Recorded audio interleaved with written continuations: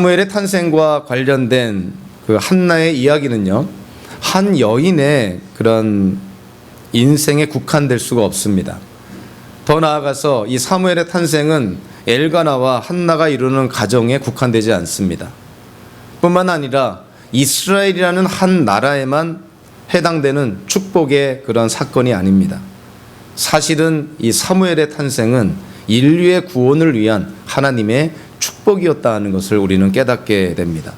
인류를 구원하는 그 구속사적인 측면에서 이 사무엘의 탄생, 사무엘의 출생이라는 사건을 바라보면 이거는 그냥 한 영웅담을 우리가 얘기하는 것이 아니라 한 사람의 인생을 통해서 하나님께서 무슨 일을 이루시고 나아가시는지, 어떻게 하나님의 뜻을 이루어 나아가시는지, 한 연약한 여인의 믿음의 결단을 통해서 하나님의 뜻이 어떻게 이루어지고 그 결과가 어떠한 열매를 맺게 되는지 우리가 이 한 여인의, 한나라는 여인의 인생을 통해서 우리가 깨닫게 됩니다. 그래서 우리가 사무엘기를 우리가 함께 그 주일마다 말씀을 나눌 때 자주자주 사건의 그 어떤 지역적인 측면에서 한 사건에 우리가 집착하지 않고 더 넓게는 이스라엘이라는 나라라는 측면에서, 더 넓게는 인류의 구원이라는 측면에서 이렇게 범위를 넓혀서 사건들을 이해하려고 합니다. 사무엘기는 크게 4명의 주요한 인물이 등장을 합니다. 역사적으로 아주 중요한 인물들이죠. 오늘 본문의 주인공이기도 한 한나가 등장하고요, 한나로부터 출생한 사무엘이 등장하게 되고, 이스라엘의 첫째 왕인 사울이 등장하고, 드디어 하나님의 마음에 합한 왕인 다윗 왕이 등장하게 됩니다. 우리가 사무엘기를 읽고 이해할 때 영웅들의 전기를 우리가 읽는 것이 아닙니다. 물론 한나나 사무엘이나 다윗이나 우리가 본받아야 될 점이 많고 귀감이 되는 부분이 많지만, 이들의 어떤 그러한 영웅적인 행동이나 또 귀감이 되는 부분들이 사무엘기를 읽을 때 주된 목적이 될 수가 없다는 것이죠. 사무엘기를 통해서 우리가 알아야 되는 것은 하나님께서 모든 인생의 주관자이시고 세계 역사를 이끌어 가시는 분이 하나님이시고 궁극적으로 인류의 구원을 이루어 가시는 분이 하나님이시다는 사실을 우리가 꼭 염두에 두고 그러한 사실을 깨닫는 것이 우리가 사무엘기를 읽는 목적이 될 수가 있습니다. 오늘 본문의 시대적인 배경은요, 이제 사사시대 때 12번째 마지막 사사인 삼손 이후에 사사시대가 그 배경이 되고 있습니다.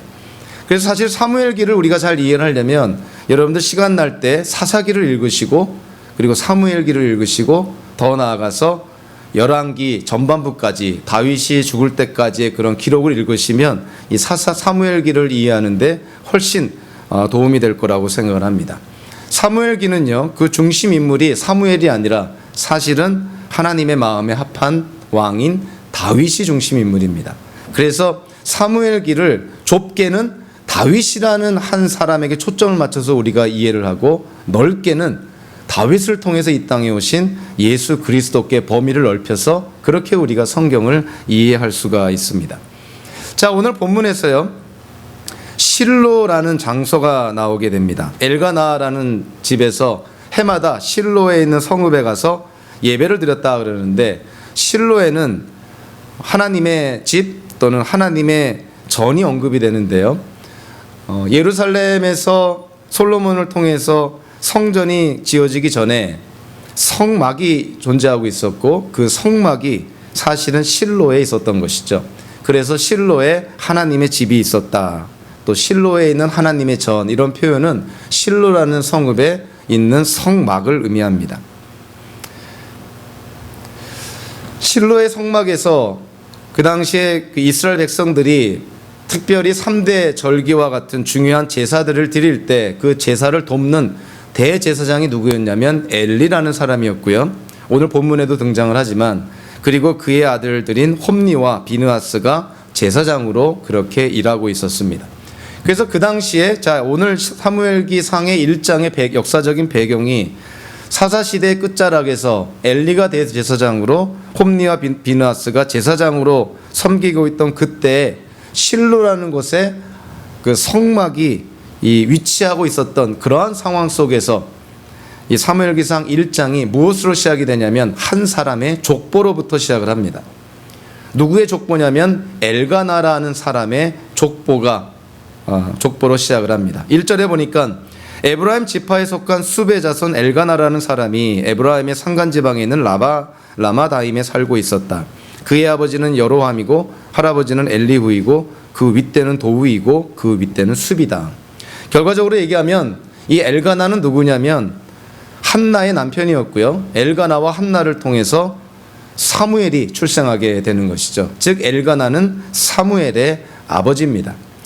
즉 엘가나의 그런 그 배경을 우리가 이해를 하면 사무엘의 배경도 간접적으로 이해가 되는 것이죠. 자, 엘가나에 대해서 어떻게 말하고 있냐면 에브라임 지파에 속한 사람으로 언급을 하고 있고 또 엘가나의 족보를 통해서 네 사람이 언급이 됩니다. 여로함, 엘리후, 도후, 숲.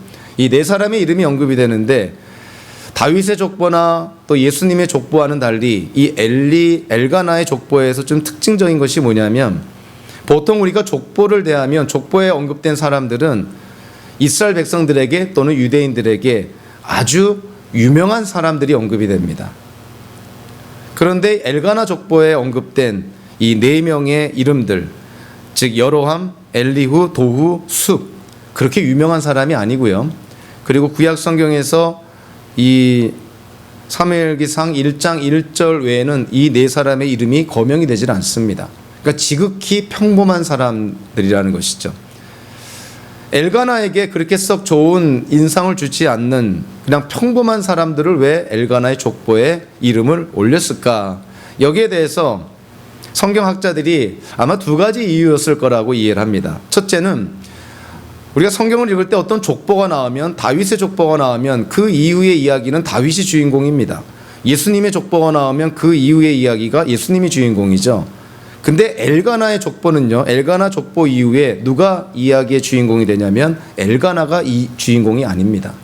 그러니까 엘가나의 족보에 뭐 변변치 않은 사람들을 언급했다는 것은 엘가나가 뒤에서 나오는 이야기의 주인공이 아니다라는 사실을 암시하고 있다고 이해를 합니다.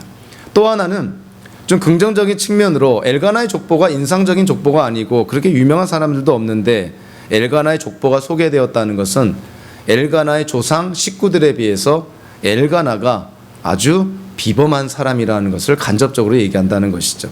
실질적으로 오늘 보면 3절을 통해서 보니까 엘가나가 어떠한 사람인가를 우리에게 얘기해주고 있는데 엘가나는 매년 제사 1년에 한 번씩 실로에 있는 성읍에 가서 온 가족을 데리고 하나님께 예배하고 제사를 드렸다 이렇게 얘기를 합니다. 이스라엘 백성들에게 율법적으로 요구되는 제사가 있는데 그거는 3대 절기 제사죠. 유월절과 맥추절과 수장절 1년에 3번 세 번에 걸친 이 절기는 모든 이스라엘 사람들이 하나님께 제사를 드려야 됩니다. 그런데 엘가나는 이 3대 절기 외에도 해마다 한 번씩 규칙적으로 실로에 있는 하나님의 성읍에 가서 성막에 가서 제사를 드렸다는 것이죠. 그러니까 그만큼 엘가나의 신앙과 믿음이 이 당시에 뛰어났다는 것을 보여주게 됩니다. 사사시대는 영적으로 암흑기였고요. 그래서 3절에 보면 그 엘가나의 신앙을 언급하면서 오늘 본문에 아무런 관련도 없는 두 사람을 언급하는데 그가 누구냐면 엘리의 두 아들인 홈니와 비느하스를 언급을 합니다. 뒤에 나오는 그런 사건들을 통해서 이 홈니와 비느하스는 아주 철저하게 타락하고 부패한 제사장이었다는 것을 우리가 알게 되죠. 그래서 3절에서 엘가나와 누구를 대조시키고 있냐면 엘리의 두 아들 홈니와 비느하스를 대조시키면서 엘가나의 그런 신앙과 믿음이 그만큼 깨끗하고 훌륭했다는 것을 우리에게 말해줍니다. 즉 엘가나는 요즘 말로 하면 평신도였지만 타락한 제사장인 이런 홈니와 비느하스보다 훨씬 더 훌륭한 믿음과 신앙을 가진 자였다는 것이죠. 그래서 엘가나의 족보를 통해서 우리는 사무엘의 아버지 한나의 남편인 엘가나도 참 신앙적으로 훌륭한 사람이었구나 하는 것을 우리에게 말해주고 있습니다. 성경을 읽다 보면요, 뭐 대충 읽거나 빨리 읽거나 아무 생각 없이 읽을 때는 뭐 눈에 들어오지는 않지만 성경을 조금 정독해서 읽고 집중해서 읽고 뚫어지게 생각하면서 우리가 성경을 읽다 보면 좀 성경이 모순돼 보이는 그러한 부분들이 나옵니다. 그 중에 하나가 오늘 그 본문 1장 1절의 말씀인데요. 이 사무엘이 어느 지파에 속해 있다고 언급하고 있냐면 에브라임 지파에 속해 있다고 언급을 합니다. 그런데 이스라엘의 그 족보를 기록하고 있는 역대지상을 보면 이 역대지상 족보에는요, 사무엘이 레위 지파 사람이라고 기록이 되어 있습니다. 그러니까 좀 모순돼 보이는 것이죠. 우리의 오늘 본문에서는 엘가나, 사무엘이 이 에브라임 지파 사람처럼 언급이 되는데 역대지상에서는 사무엘이 레위 지파 사람으로 기록이 되어 있다는 것이죠. 여기에 대해서 성경학자들이 두 가지로 이해를 합니다. 첫 번째 가능한 그런 설명은 에브라임 지파에 속했다라는 이 표현은 사무엘이 에브라임 지파 사람이라는 것이 아니라 에브라임 지파 그 지역의 그 장소에서 살았다는 의미로 이해를 합니다. 그래서 원래는 레위 지파 사람이었는데 어떠한 상황 때문인지 몰라도 에브라임 지파에 속해 있던 그런 땅, 그 지역에서 거주했다는 그러한 의미로 이해를 합니다. 또 하나는, 두 번째 가능한 이유는 사무엘이 원래 에브라임 지파 사람이었는데 오늘 이 한나의 기도를 통해서도 알 수 있는 것처럼 한나가 자기에게 아들이 태어나면 그 아들을 나신인으로 구별해서 하나님께 바치겠다 그럽니다. 그래서 아마 사무엘이 에브라임 지파 사람이었는데 한나의 서원으로 말미암아 레위 지파 사람이 되어서 엘리의 뒤를 이어 제사장이 된 것이 아닌가, 이렇게 이해하는 학자들도 있습니다. 근데 성경에서는 이 두 가지의 그런 해석에 대해서 딱히 뭐라고 얘기를 하고 있지 않습니다. 그래서 두 가지 해석이 다 가능한 해석이지만 어떠한 해석이 맞든지 간에 이 역대지상에서 레위 지파라고 언급된 부분과 사무엘기상 1장에서 에브라임 지파라고 언급된 부분이 모순되는 것은 아니라는 것이죠. 우리가 알 수 없는 분명한 어떠한 그 사연이 있을 거라고 생각을 합니다. 엘가나의 족보에 의해서 2절에 보니까 이제 엘가나의 아내들을 언급을 합니다. 엘가나에게 두 아내가 있었다고 얘기를 하는데요. 두 아내가 있었다는 것은 그만큼 엘가나가 부유했다는 것을 우리에게 얘기해 줍니다. 더군다나 첫 번째 아내가 한나였고 두 번째 아내가 브닌나였는데 2절에서 한 아내의 이름은 한나요, 또 한 아내의 이름은 브닌나였다 이렇게 말하고 있는데 히브리어 원본을 직역을 하면 첫 번째 이름은 한나이고 두 번째 이름은 브닌나이다 이렇게 번역이 됩니다. 그래서 우리에게 주는 의미가 뭐냐면 엘가나의 첫 번째 아내가 한나였고 두 번째 아내가 브닌나였다는 것이죠. 그리고 첫 번째 아내인 한나에게 자녀가 없으니 이 엘가나 이 가족이 계속 이어지기 위해서, 자식을 생산하기 위해서 결국 두 번째 부인인 브닌나를 맞아들였다고 그렇게 상황적으로 이해가 됩니다. 사무엘기 그 저자가요, 초반부터 한나의 불임, 한나의 무자함에 대해서 언급을 합니다. 그런데 우리가 다시 한번 생각해 보면 우리가 한나라는 한 여인의 인생에 우리가 그 초점을 맞출 것이 아니라 왜 이스라엘의 역사 속에서 전환기에 해당되는 이 사무엘기 이 시대적인 배경 속에서 한나라는 여인의 불임을 이 저자가 특별히 강조하고 언급한 것인가? 한나라는 여인의 무자한 상태, 한나라는 여인이 자녀를 갖지 못하는 상태가 우리에게 무엇인가를 지금 비유적으로 말씀해주고 있는 것은 아닌가? 그렇다면 이스라엘의 역사를 바라봤을 때 이스라엘의 상황이 지금 어떤 상황이냐면 마치 한나의 불임과도 같은 이스라엘이 영적으로 지금 불임 상태에 있는 것이죠. 하나님의 백성들을 낳지도 못하고 기존에 있는 하나님의 백성들이 하나님께 불순종해서 우상 숭배에 빠지고 어찌 보면 한나의 무자한 상태가 결국 이스라엘의 영적인 상태를 우리에게 지금 보여주고 있다는 것이죠. 그래서 사무엘기 저자가 이후에도 여러 번에 걸쳐서 어떤 실질적인 사건을 이스라엘의 영적인 그러한 측면으로 묘사하는 경우가 많이 있습니다. 한나의 불임이라는 것은 바로 이스라엘의 영적인 불임 상태를 우리에게 지금 말해주고 있다는 것이죠. 이후의 사건을 통해서 하나님의 괴가 블레셋에게 뺏기게 되고요, 하나님의 영광이 이스라엘에게서 떠났다고까지 얘기를 합니다. 그 정도로 절망적인 상태에 빠진 것이 이스라엘이었는데 그것을 상징적으로 우리에게 묘사해 주는 사건이 바로 한나라는 여인의 불임이라는 것이죠. 생명을 낳지 못하는 그런 불임이라는 사건을 이스라엘의 영적인 그런 암흑기를 우리에게 보여주고 있다는 것이죠. 3절을 통해서 보니까 좀 전에 언급된 것처럼 엘가나의 신앙을 우리에게 묘사합니다. 엘가나가 어떤 사람이었습니까?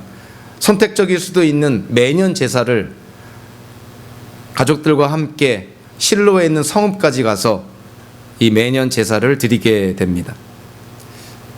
라마에서부터 이 성막이 있는 하나님의 그 전이 있는 실로까지 직선거리가 현대적으로 약 35km라 그럽니다. 직선거리가 35km니까 실제로 가족들을 데리고 걸어가면 적어도 이틀 정도가 소요되는 그러한 거리라는 것이죠. 하지 않아도 되는 그러한 제사를 1년에 한 번씩 꼬박꼬박 지켰다 하는 것은 엘가나의 신앙이 굉장히 뛰어났다는 것을 보게 됩니다. 이미 사사기에 사람들이 저마다 자기 보기에 좋은 대로 행하였던 그 시대에 엘가나의 신앙은 밤에 빛나는 별과 같은 어떤 그러한 아주 훌륭한 신앙의 모습을 우리에게 보여주고 있는 것이죠. 그래서 사무엘상 그 1장 21절에 보니까요, 사무엘기 저자가 그 엘가나에 대해서 이렇게 묘사를 합니다. 남편 엘가나가 자기의 온 가족을 데리고 주님께 매년 제사와 서원 제사를 드리러 올라갈 때가 되었을 때에 이렇게 얘기를 합니다. 그만큼 이제 엘가나라는 사람이 그 시대 영적 암흑기에 절망에 빠진 이스라엘의 그런 시대적인 상황 속에서 정말 빛나는 그러한 믿음과 신앙의 소유자였다는 것이죠. 그 엘가나의 부인이 바로 한나고, 결과론적으로 엘가나와 한나를 통해서 사무엘이 출생하게 되는 것이죠. 한나의 배경을 기술하고 나서요, 이제 오늘 보면 4절부터 8절까지를 통해서 보니까 한나의 아픔에 대해서 기술합니다. 한나가 지금 어떠한 상황에 처해 있는가, 한나의 고난, 한나의 고통, 한나의 눈물에 대해서 언급을 하죠. 4절 5절에 보니까 해마다 매년 제사를 지낼 때 제사가 끝나고 나서 아마도 화목 제사를 드린 것 같은데요, 제사를 드리고 나서 함께한 식구들에게 그 분량을 나누어 줍니다.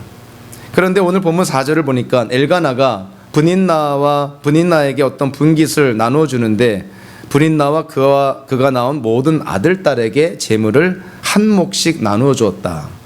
그러니까 분인나가 몇 명의 아들 딸을 뒀는지는 알 수 없지만 만약에 4명의 아들 딸을 뒀다면 분인나와 함께 5명의 몫을 엘가나가 주었다는 것이죠.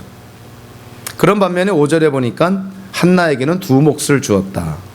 비록 주님께서 한나의 태를 닫아 놓으셨지만 엘가나는 한나를 사랑하였다. 이렇게 묘사를 하고 있습니다. 제가 이 사무엘기를 이렇게 준비하면서 이번에 알게 된 것인데, 신구약 성경 전체를 통해서요, 성경 번역에 가장 애로를 겪은 책이 사무엘기라 그럽니다. 그만큼 그 성경 번역을 하는 데 있어서 굉장히 어려운 구절들이 많이 있다는 것이죠. 그 중에 하나가 오늘 본문에 나오는데 5절의 말씀입니다. 대다수의 영어 성경과 한글 성경에서는 이 5절을 그 새번역 성경처럼 번역을 합니다. 엘가나가 한나에게 2몫을 주었다는 것이죠. 그런데 과연 2몫이라고 번역된 이 히브리어가 정말 바르게 번역이 된 것인가, 여기에 대해서 성경학자들이 좀 논란이 있습니다. 그래서 여기가 신학교도 아니고 그래서 너무 깊게 얘기하는 건 그렇지만 그래도 성경을 바르게 이해하는 데 있어서 필요한 부분들은 제가 배경적으로 설명을 좀 해드리도록 하겠습니다. 이 2몫이라고 번역된 이 히브리어가요, 아파임이라는 단어인데, 이 아파임이라는 단어의 원어적인 의미가 코를 나타냅니다. 코 또는 얼굴을 가리키기도 합니다. 그래서 2개의 몫이라고 번역이 된 이 히브리어 원문을 직역을 하면 코의 분깃 또는 얼굴의 분깃 이렇게 됩니다. 그런데 어떤 그 뛰어난 성경학자가 이 코의 분깃, 얼굴의 분깃이라는 것을 번역을 할 때 코, 얼굴은 그 사람의 영예를 나타내는 것이 아닌가? 그러니까 굉장히 중요한 것이 아닌가? 그러다 보니까 더 추론해서 어떻게 번역이 되냐면 얼굴의 분깃은 영예의 분깃이고 그러니까 큰 몫이고 갑절이고 2몫이구나, 이렇게 번역이 됩니다. 그래서 그 이후로부터 영어 성경과 한글 성경에 이 아파임이라는 단어가 갑절 또는 2몫으로 번역이 되는 것이죠. 그런데요, 문제가 되는 게 뭐냐면 이 아파임이라는 히브리어가 다른 구약 성경에서 영예나 갑절, 2몫이라는 의미로 쓰인 적이 없다는 것입니다. 그러니까 근거가 없다는 것이죠. 한 사람의 자의적이고 주관적인 해석에 따라서 2몫 갑절로 번역이 되었다는 것이죠. 그래서 이 히브리어 본문 말고도 이 히브리어로 된 구약 성경을 헬라어로 번역된 70인경이라는 그 헬라어 성경이 있습니다. 굉장히 오래전에 번역이 된 거기 때문에 사실은 히브리어 원본을 추적하는 데 있어서 아주 중요한 자료 중에 하나죠. 근데 그 70인경, 헬라어로 번역된 그 70인경을 통해서 보니까 어떻게 번역이 되고 있냐면 한나에게는 한 몫만을 주니, 한 몫만을 주니 이렇게 표현이 됩니다. 그러니까 두 몫이라고 번역이 되지 않고 한 몫으로 번역이 됩니다. 그러면서 5절 전체를 어떻게 번역을 하고 있냐면 한나에게는 한 몫만을 주니 비록 그가 한나를 사랑하였으나 주님께서 그로 성태치 못하게 하셨기 때문이다. 즉 한나의 비통함이라는 것을 좀 강조될 수가 있는 부분인데요. 브닛나와 그의 자녀들이 많기 때문에 브닛나에게는 여러 명의 몫이 주어집니다. 5명의 몫이 주어질 수가 있고 6명의 몫이 주어질 수가 있는데 한나는 무자하기 때문에 한 사람의 몫밖에 받지를 못하는 것이죠. 그러니까 한나의 비통함이 더 커지는 것이죠. 그래서 문맥적으로 봤을 때 여기서 두 몫이라고 번역하는 것보다는 한 몫으로 번역하는 것이 앞뒤 문맥에 더 일맥상통하는 그런 해석이라고 봅니다. 저자는 한나가 왜 한 몫만을 받을 수밖에 없었을까? 한 사람의 분깃만 받을 수밖에 없었을까? 그 이유는 아이를 낳지 못했기 때문이다 하는 것이죠. 그렇기 때문에 한나가 더 비통해했다는 것이죠. 해마다 하나님께 기쁨과 감사의 제사를 드리는 그때 한나는 눈물과 애통과 비통한 그러한 경험을 해마다 했다는 것이죠. 남편의 사랑을 받기는 했지만 하나님께서 임신하지 못하게 하니 자녀가 없는 한나가 결국 엘가나의 가정에서 변두리에 머물게 되는 것이죠.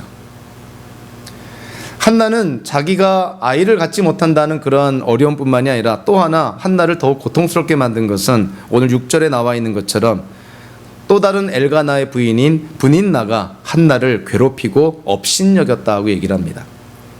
여기서 괴롭히다라고 번역된 이 단어가 원어적으로는 천둥치다라는 그런 의미를 갖고 있습니다. 그러니까 브닛나가 얼마나 한나를 괴롭혔으면 마치 천둥을 치는 것처럼 한나가 고통스러워했다는 것이죠. 여러분 천둥 치면 어떻게 됩니까? 땅이 다 진동하죠. 브닛나가 얼마나 한나를 괴롭혔으면 마치 천둥이 쳐서 온 땅이 울리는 것처럼 그렇게 한나의 마음이 고통스러웠다는 것이죠. 우리는 창세기를 통해서도 이 한나와 브닛나의 관계를 간접적으로 우리가 이해할 수 있는 사건이 있습니다. 아브라함과 사라 간에 자녀가 없었죠. 하나님께서 아브라함과 사라에게 자녀를 약속합니다. 근데 하나님이 약속했는데도 자녀가 생기질 않습니다. 사람은 조급해지는 것이죠. 사라가 아브라함에게 나에게 자녀가 생기지 않으니 내 몸종인 하갈을 취해서 자녀를 생산토록 하자. 전혀 하나님의 뜻과 관계없는 그런 인간적인 그런 모략을 피우는 것이죠. 그래서 사라가 하갈을 아브라함에게 주게 되고 아브라함과 하갈을 통해서 드디어 이스마엘이라는 아들이 탄생하게 되죠. 그런데 창세기 16장에 보니까 이 하갈이 아브라함과 동침을 해서 임신한 사실을 깨닫게 됩니다. 그 임신한 사실을 깨닫게 됐을 때 창세기 16장 4절에 보니까 하갈은 자기가 임신한 것을 알고서 자기의 여주인을 깔보았다 이렇게 얘기를 합니다. 자기가 자기 주인 아브라함의 아이를 가졌다는 그 사실 하나만 가지고도 자기가 평생에 따랐던 사라라는 주인을 깔보았다는 것이죠. 자, 이걸 통해서요 지금 한나가 받은 고통을 우리가 쉽게 생각할 수가 있습니다. 몸종이었던 하갈이 자기의 여주인인 사라를 깔보았다. 그것만으로도 사라는 견디질 못하였는데 한나는 어떠한 상황입니까? 엘가나의 또 다른 부인, 정식 부인이죠. 임신한 정도가 아니라 여러 명의 아들, 딸을 낳았죠. 한 지붕 안에서 살고 있죠. 그러니 브닛나가 한나를 얼마나 업신여기고 깔보았을까. 생각만 해도 이 한나의 그런 마음이 전해지지 않습니까? 얼마나 고통스러웠을까. 그래서요 7절에 보니까 이제 이 성경 구절이 이해가 됩니다. 성경 구절에 보니까 이러한 일들이 매년 거듭되었는데 한나가 주님의 집으로 올라갈 때마다 브닛나가 한나의 마음을 늘 그렇게 괴롭혔으므로 한나의 반응이 어떻습니까? 울기만 하고 아무것도 먹지 않았다. 낭망하고 슬픔에 젖어서 식욕까지도 다 상실된 그러한 상황에 지금 한나가 빠져 있었다는 것이죠. 이것이 한두 번이 아니라 해마다 그랬다는 것입니다. 얼마나 한나 고통스러웠을까 우리가 쉽게 상상이 되죠. 물론 8절에는 엘가나가 남편이 한나를 위로합니다. 열 아들보다 당신이 나에게 더 소중한 사람이요. 그러니 너무 슬퍼하지 마시오. 위로를 하지만 한나에게는 그 위로가 충분하지가 않은 것이죠. 오늘 본문을 통해서 한나가 눈물을 흘릴 수밖에 없는 원인들을 찾아보면 여러 가지 원인이 있습니다. 무엇보다도 한나가 아이를 낳지 못하는 불임이라는 원인 때문에 한나는 고통스러워합니다. 그 자체만으로도 고통스러운 것이 될 수가 있는 것이죠. 두 번째 이유는 엘가나의 또 다른 아내인 브닌나가 한나를 사실은 괴롭히고 격분케 하는 것이죠. 그 고통을 가중시키는 것이죠. 세 번째는 한나의 고통을 가중시키는 세 번째 사람이 누구냐면 뜻밖에도 남편 엘가나라는 것을 보게 됩니다. 자, 오늘 8절을 한번 보면 남편 엘가나가 한나를 위로합니다. 여보, 왜 울기만 하오? 왜 먹지 않으려 하오? 왜 늘 그렇게 슬퍼만 하는 거요? 이 엘가나가 한나를 위로하는 이 표현을 보면 이게 지금 위로하는 건지 꾸짖는 것인지 구분이 안 됩니다. 왜 울기만 하오? 왜 먹지 않으려 하오? 왜 슬퍼만 하오? 이거는 위로가 아닌 것이죠. 당신 왜 이 모양 이 꼴이냐? 이런 것입니다. 왜 슬퍼하느냐? 빨리 정신 차리고 밥 먹고 슬퍼하지 말라. 기운 내라. 이거는 위로가 아닌 것이죠. 엘가나가 물론 사랑의 그런 선한 동기로 자기 부인을 위로한다고 하지만 결국에 가서는 한나의 아픔을 더 가중시키게 되는 것이죠. 남편의 위로도 위로가 안 됩니다. 말로는 열 아들보다 당신이 더 소중하다 그러지만 정작 아이를 낳지 못하는 한나에게는 그것이 위로가 안 되는 것이죠. 더군다나 이 엘가나의 위로는 지극히 자기중심적인 그러한 위로를 보입니다. 한나를 배려하여서 한나의 심정을 이해를 하면서 위로를 해야 되는데 자기 입장으로 위로를 합니다. 내가 보기에는 당신 전혀 슬퍼할 이유가 없어. 당신 전혀 그렇게 울 이유가 없어. 왜 그렇게 밥도 못 먹어? 이해가 안 된다. 이런 것이죠. 그게 위로입니까? 위로가 아닌 것이죠. 한나의 아픔을 더하게 하는 것이죠. 그래서 저와 여러분들도 누군가를 위로할 때 상대방의 입장에서 위로해야 됩니다. 내 입장에서 위로하면 그거는 위로가 아닙니다. 정말 어려운 일을 겪어서 우리가 생각하는 별일이 아닐지도 모르겠지만 그 사람한테는 정말 어려운 일이어서 힘들고 어렵고 고통스러운 상황 속에 있는데 위로한답시고 당신 그럴 필요 없어. 빨리 일어나. 내가 보기에는 그거 아무 일도 아니야. 이런 거는 위로가 아니라는 것이죠. 엘가나가 지금 그렇게 위로하는 것입니다. 왜 울어? 왜 이렇게 슬퍼해? 왜 이렇게 먹지도 않아 바보처럼? 이런 것입니다. 이 위로가 됩니까? 위로가 안 되는 것이죠. 한나의 고통을 더하는 것은 그 당시의 영적 지도자들인 엘리와 홈니와 비느하스의 그런 타락한 모습이죠.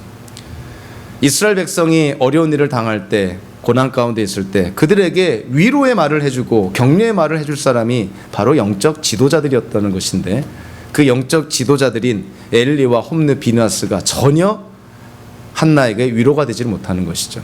우리 뒤에 나오지만 심지어 엘리는 기도하는 한나를 보고 너 취했구나 이렇게까지 그러한 수모를 당하게 됩니다. 무슨 위로가 되겠어요? 여러 가지 이유들 가운데서 한나의 고통을 무자한 불임의 한나의 고통을 가장 가중시킨 요인은 뜻밖에도 하나님입니다. 오늘 본문 5절과 6절을 보니까 사무엘기 저자가 분명하게 얘기를 하죠. 한나가 자녀를 낳지 못하는 이유가 뭡니까? 주님께서 한나의 태를 닫아 놓으셨기 때문이다.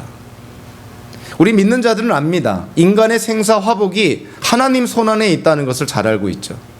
인간의 태어남, 출생 아무리 우리가 노력해도 하나님이 허락하지 않으면 일어나지 않는 것이죠. 한나가 그 사실을 잘 알고 있습니다. 그렇기 때문에 더 고통스러운 것이죠. 왜 하나님이 허락하지 않을까? 남들은 손만 잡고 자도 애가 생긴다는데 왜 나한테는 애가 생기지 않나? 고통스러운 것이죠. 우리 신앙인들에게 있어서 마찬가지인 것이죠. 어떠한 상황 속에서도 하나님이 나를 이해하시고 하나님이 나와 함께 하시고 하나님을 붙들면 결국은 헤쳐나갈 수 있다는 그런 믿음이 있으면 어려움을 이겨나갑니다. 그런데 그 하나님 때문에 내가 고통을 당하고 있다. 한나가 얼마나 힘들었을까? 상상만 해도 그거는 우리의 정말 예상을 뛰어넘는 엄청난 고통이었다는 것이죠. 단순히 애가 없어서 징징거리는 그런 여인의 울음이 아니었다는 것이죠. 정말 힘들었다는 것이죠. 한나의 절망, 다시 한번 얘기하지만 한 여인의 절망에 그치지 않습니다. 한나의 절망은 자, 무엇을 보여줍니까? 이스라엘 민족이 지금 처한 절망을 보여주고 있는 것이죠. 희망이 없는 걸 보여주고 있는 것이죠. 하나님의 영광이 떠났다고까지 얘기하는 그 이스라엘 민족, 무슨 희망이 있고 무슨 소망이 있겠습니까? 한나의 절망은 다름 아닌 이스라엘 민족의 절망을 우리에게 보여줍니다. 현대의 많은 생각 있고 뜻 있는 기독교인들이 얘기합니다. 하나님의 영광이 한국을 떠난 것이 아니냐. 이스라엘 민족에게도 하나님의 영광이 떠난 적이 있습니다. 사사시대가 그랬던 것이죠. 그런데 하나님의 영광이 떠났던 그 이스라엘 민족, 한 여인의 믿음의 결단으로 말미암아 하나님의 영광이 그 이스라엘 민족에 다시 임하게 됩니다. 사무엘의 출생을 통해서 하나님의 마음에 합한 다윗을 통해서 이스라엘 민족이 그 당시 근동에 아주 강력한 나라로 세워지게 되죠. 우리 기독교인들에게 있어서 절망은 끝이 아닌 것이죠. 절망 속에서도 믿음의 결단을 한다면 하나님께서 그 절망을 벗어나게 합니다. 자, 오늘 본문 9절 이후로 보니까 이제는 전혀 이 분위기가 바뀌어지게 되죠. 9절에 자, 한나의 모습이 보여지게 됩니다. 자, 9절에 뭐라고 말합니까? 한 번은 엘가나 일행이 실로에 있는 주님의 집에서 음식을 먹고 마신 뒤에 한나가 일어나서 자리를 떴다. 한나가 일어나서 그 일행에서 벗어나 일어나서 어디로 갔냐면 성전으로 갑니다. 성전에 가서 하나님께 기도합니다. 한나에게 있어서 가장 큰 고통의 원인이 되었던 사람이 누구라고요? 하나님이셨죠. 그런데 한나가 그 하나님께 기도합니다. 성경을 통해서 보면 이유를 알 수 없는 우리의 어떤 상상을 초월하는 하나님의 뜻하심 속에서 고통을 당하는 사람들의 그런 공통적인 특징 중에 하나가 뭐냐면 이 고통의 원인이, 고난의 원인이 하나님께 있음을 알면서도 하나님을 놓치지 않습니다. 한나는 자기의 고통의 가장 큰 책임이 하나님께 있음을 알면서도 그 해결책이 누구에게 있다고 믿는 것입니까? 그래도 하나님께 있다는 것입니다. 지금 내가 이유를 모르는 상태에서 무자한 상태에 있지만 이 상황을 이겨낼 수 있도록 해주실 분은 하나님 한 분밖에 없다는 것이죠. 그래서 한나가 일어나서 성전으로 가서 하나님께 기도합니다. 한나는 그냥 소극적으로 패배의식에 빠져서 징징거리는 그러한 믿음을 가진 것이 아니라 적극적인 믿음을 가진 것이죠. 하나님께서 모든 책임의 원인이 있지만 아울러서 하나님께 모든 해결책이 있음을 믿고 하나님께 적극적으로 믿음으로 나아가게 됩니다. 10절에 보니까 한나가 하나님께 드린 기도의 성격이 나오죠. 어떤 기도를 드립니까? 한나는 괴로운 마음으로 주님께 나아가 흐느껴 울면서 기도하였다. 신나게 통성기도하는 것이 아니라 얼마나 마음이 복잡했으면 이 슬픔이 이 북받쳐 올랐으면 입 밖으로 내지도 못하고 그 슬픔을 사귀면서 흐느껴 울면서 기도했다. 이거는 비통한 기도죠. 이거는 찬미의 기도가 아니라 애가입니다. 애가. 비통한 기도, 눈물의 기도를 지금 한나가 하나님께 드리고 있습니다. 한나의 이런 모습을 보면서요, 그 당시에 성전에서 자기 자리에 앉아서 성도들의 그런 예배 드리는 모습, 기도하는 모습을 지켜보고 있던 엘리가 14절에 보니까 한나에게 이렇게 말합니다. 언제까지 술에 취해 있을 거요?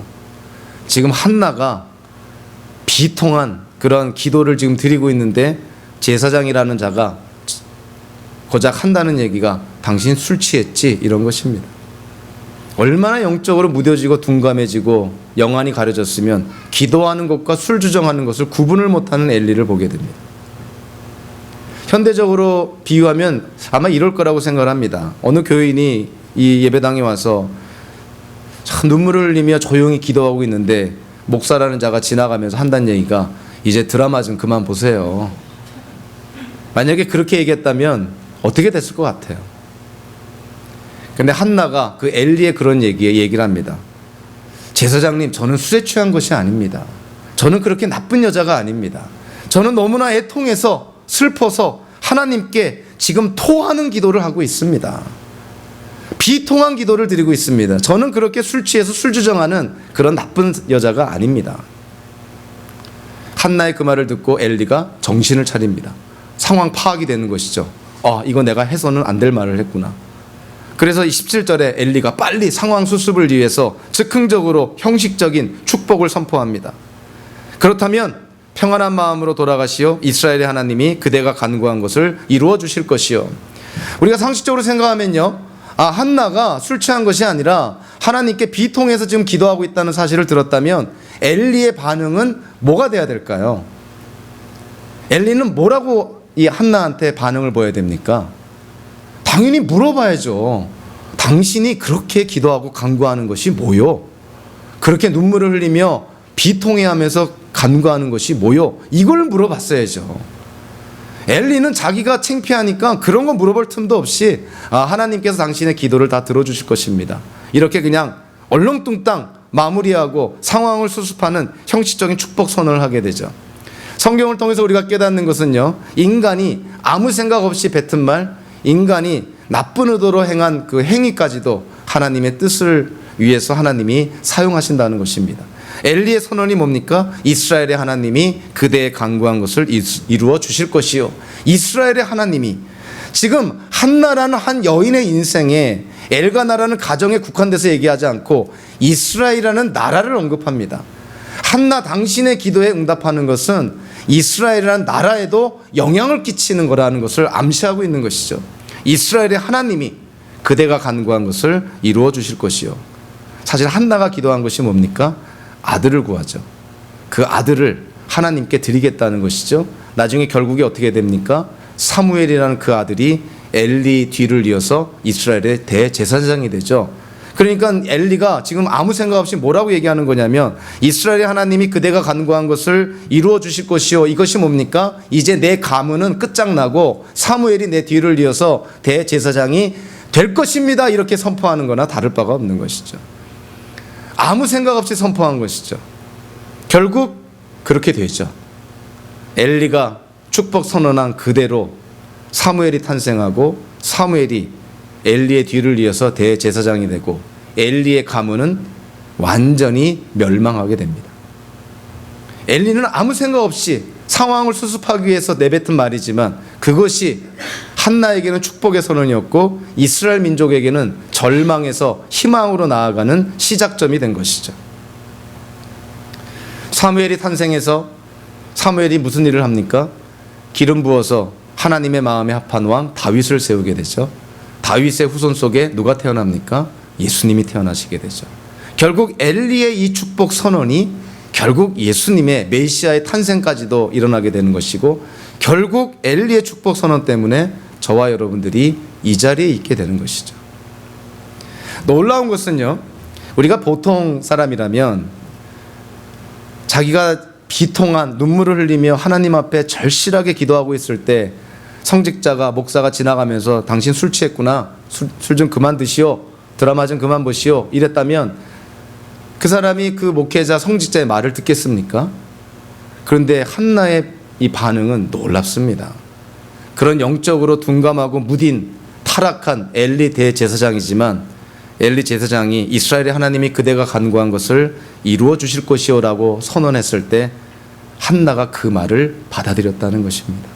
한나에게는 어떠한 마음이 있었냐면 하나님의 축복이 하나님이 기름 부어 세운 하나님의 종들을 통해서 임한다는 것을 알았기 때문에 비록 타락한 제사장이었지만 그의 입술을 통해서 선포된 내용을 한나가 믿었다는 것이죠. 한나가 얼마나 진실되게 믿었냐면 18절에 보니까 그 이후에 한나의 모습을 보게 됩니다. 그 전까지 식욕이 상실이 되어서 밥도 못 먹던 한나 어떻게 됩니까? 한나는 그 길로 가서 음식을 먹었다. 자, 그리고 또 뭐라고 말합니까? 그리고 다시는 얼굴에 슬픈 기색을 띠지 않았다. 엘리의 그 말을 한나가 진짜로 받아들인 것입니다. 엘리의 선포를 통해서 하나님의 축복이 임할 거라는 것을 한나가 확신한 것이죠. 그래서 이제 밥도 먹고 얼굴에 슬픈 기색도 다 벗어버리고 새로운 사람이 된 것이죠. 그래서 오늘 본문 다음에 나오는 19절과 20절에 보니까 드디어 엘리가 선언한 대로 하나님이 약속한 대로 엘가나와 한나에게로부터 사무엘이 출생하게 되는 것이죠. 이스라엘의 역사를 새롭게 하는 그 출발점에 한 여인이 서 있습니다. 그 여인의 어찌 보면 작은 믿음, 겨자씨 같은 작은 믿음, 어떤 의미로 보면 보잘것없어 보이는 한 여인의, 그 당시 사회적으로 봤을 때 여인의 위치가 지금과는 다르니 한 여인의 믿음이라는 것은 정말 보잘것없는 믿음일 수 있는 것이죠. 그런데 하나님께서 그 믿음을 사용하십니다. 한 여인이 그의 일상생활 속에서 일어난 일들 중에서 믿음의 결단을 했을 때 하나님이 그 믿음의 결단을 사용해서 하나님의 나라를 위해서, 인류의 구원을 위해서 그 믿음의 결단을 사용하신다는 것이죠. 저와 여러분들이 오늘의 말씀을 통해서 한 가지 꼭 분명히 알아야 될 것은, 우리는 반복적이고 습관적인 일상생활 속에서 우리가 믿음의 결단을 내리고 믿음의 행위를 하는 것이 과연 무슨 의미가 있을까 회의에 빠질 수 있습니다. 하나님께 불순종하나 믿음으로 하나님께 순종하나 뭐 나에게 일어난 일이 뭐가 다를 것이 있을까? 오히려 순종하며 손해나 보고 사람들한테 오히려 우습게 보일 수 있으니 믿음의 순종보다는 그냥 타협하는 것이 낫지 않을까? 한나는요, 그의 인생 속에 하나님께 보여진 단 한 번의 믿음의 결단이 결국 이스라엘의 역사를 바꾸게 되는 결단이었습니다. 결국은 인류의 구원을 이루는 결단이 됐습니다. 결국 현재를 사는 우리에게 축복의 시작점이 되었다는 것이죠. 저와 여러분들 하루하루 살면서 우리가 내리는 믿음의 결단이, 그리고 믿음의 선택이 나중에 하나님 안에서 어떻게 사용될지는 아무도 모릅니다. 아무도 모릅니다. 한나가 자기 먼 훗날에 예수님이 태어날 거 전혀 몰랐습니다. 한나 때문에 우리가 구원받을 거 전혀 몰랐습니다. 한나의 믿음의 결단이 결국 하나님의 뜻을 이루어드리는 데 쓰임받은 것이죠. 저와 여러분들의 인생 속에 우리가 내리는 믿음의 결단이 하나님의 영광을 위해서 귀하게 쓰임받기를 주님의 이름으로 축원합니다. 기도하겠습니다. 하나님 아버지, 감사합니다. 한나라는 한 연약한 여인의 삶을 통해서, 믿음을 통해서, 그의 결단을 통해서 우리도 또한 다시금 마음을 새롭게 하고 우리를 돌아봅니다. 하나님, 매일매일의 일상생활 속에서 아무도 보지 않지만 하나님이 보고 계신 그 상황 속에서 믿음의 결단을 내릴 때 궁극적으로 하나님의 영광을 위하여 쓰임받게 하여 주시옵소서. 예수님의 이름으로 기도하옵나이다. 아멘.